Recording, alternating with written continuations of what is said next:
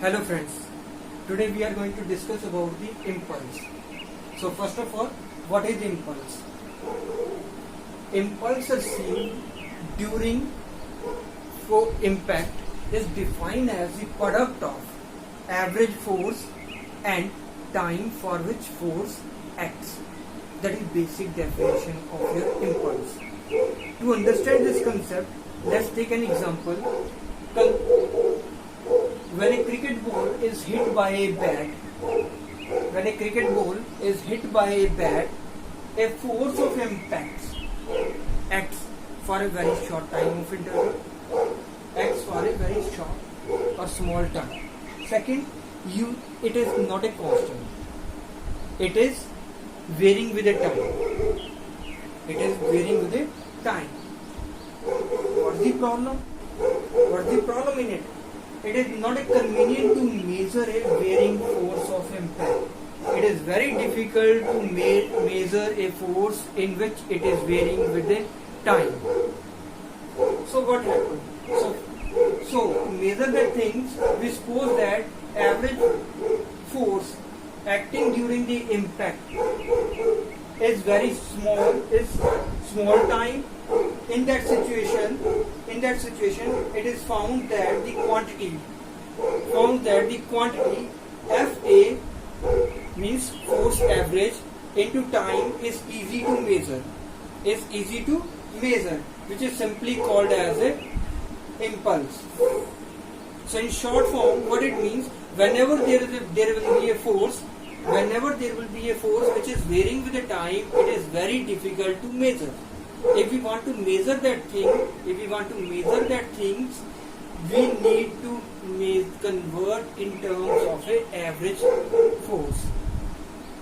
Reason, average force is constant and it help us to measure the impact or a impulse.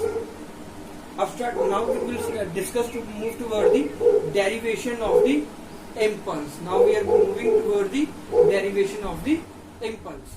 So before starting the derivation of the impulse, let's discuss again the basic definition of impulse. Impulse received during the impact is defined as a product of average force and time for which the force acts. That is basic definition of your impulse. Clear? To understand the things, let's take any example. If we have any body on which we are going to implement any force, assume this is the body and we are going to implement any kind of the force, or we are going to put any impact for any small time of interval. At that time, if F is the force during the impact, if that body is going to be displaced from the initial position to the final position, might be in a small displacement, there will be a small impact. There will be an impact. Means there will be a change in a momentum. There will be a change in momentum from the initial to the final. So if there will be a change in momentum, then according to the second Newton's law, force is equals to the dP upon the dt. So we will just start the entire derivation of the impulse by using second law of motion. We have F equals to dP upon dt. We will rearrange the equation. It come out to be F dt equals to dP. If F is the force for small time, the change in momentum is from Pi to Pf, means initial momentum to the final momentum. Then integration and in a proper limit is like this: 0 to t for ft f dt and pi to pf for dp. When you are going to solve this equation, it come out to be 0 to t f dt equals to pf minus pi. One can easily ask the answer. The limits are the same. Limits are at both sides. Equation seems same, but we have solved this side. But we keep this term as similar as to the first equation. Why? Reason is we have already said the force during the impact is not a constant. It is varying with the time. If it is varying with the time, so that means f is variable with the time, and it is not a constant, and we can't take it out from the integral. So that's why we have written the same equation like here.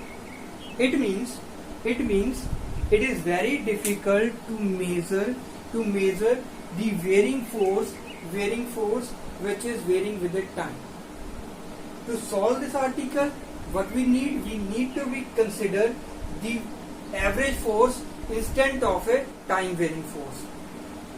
For the average force, that equation is integral from 0 to t f a b dt, f a b dt. Clear? Now average force is constant. The average term of anything will be one value, and it called as a constant value. So a constant will be out of the integral, limit from 0 to t dt. Clear? At that time, if you solve this equation, it come out to be f a b t, which is equals to pf minus pi by this vector, if you call it this. But what it is, f a b into t, what it is? It is nothing but this is the impact or impulse received during the impact. Impulse received during the impact is defined as product of the average force